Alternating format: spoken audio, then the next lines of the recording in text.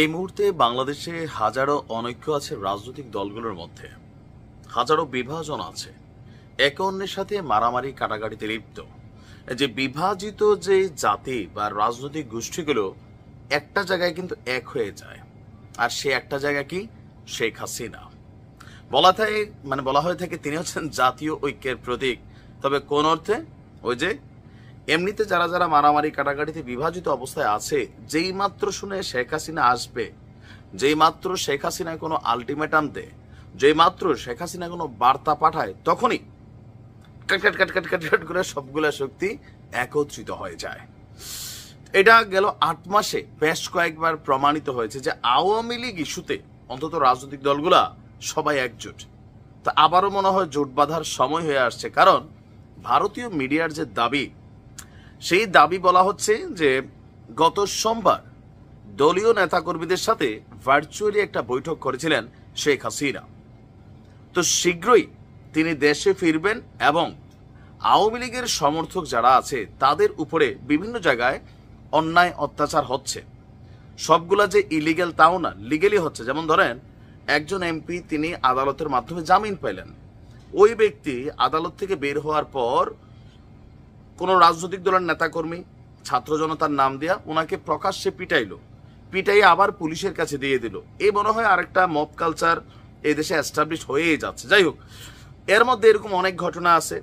এই যে ঘটনাগুলা, কারো বাড়িতে ভাঙচুর হয়েছে, যারা সন্ত্রাসী কর্মকাণ্ড করছে তারাও যেমন বিপদে পড়ছে, আবার আওয়ামী লীগ করতেও কিন্তু ভালো মানুষ তারাও বিপদে পড়ছে। তো এই যে অবস্থান, সে অবস্থার জন্য তিনি বলছেন যে চিন্তা করবেন না, আমি আসতেছি।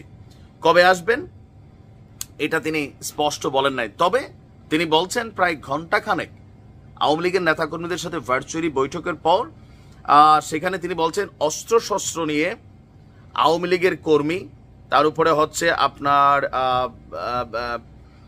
পুলিশ আনসারের উপর হামলা করা হলো। মুক্তিযোদ্ধা, সাংবাদিক, সাংস্কৃতিক কর্মীরাও বাদ যায়নি। একটা বিভৎস পরিস্থিতির সৃষ্টি হলো।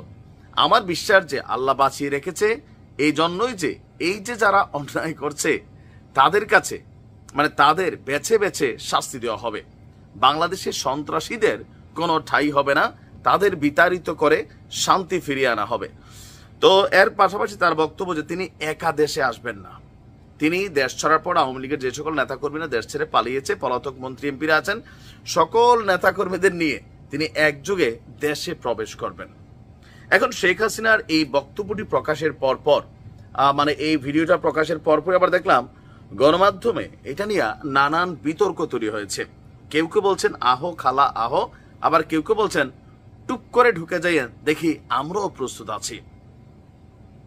এই মুহূর্তে শেখ হাসিনা আদৌ কি বাংলাদেশে ফিরবেন?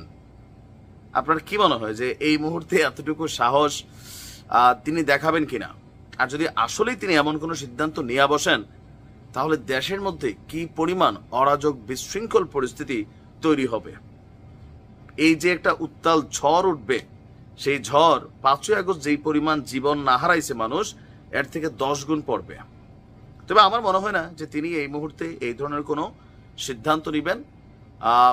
রাজনৈতিক বিশ্লেষকরা বলছেন এটা বেসিক্যালি রাজনৈতিক যারা নেতাকর্মী আছেন তাদেরকে মানসিকভাবে চাঙ্গা রাখার জন্যই তিনি এই ধরনের বক্তব্য দিচ্ছেন। তারপরেও সময় বলে দিবেন। ভালো থাকুন।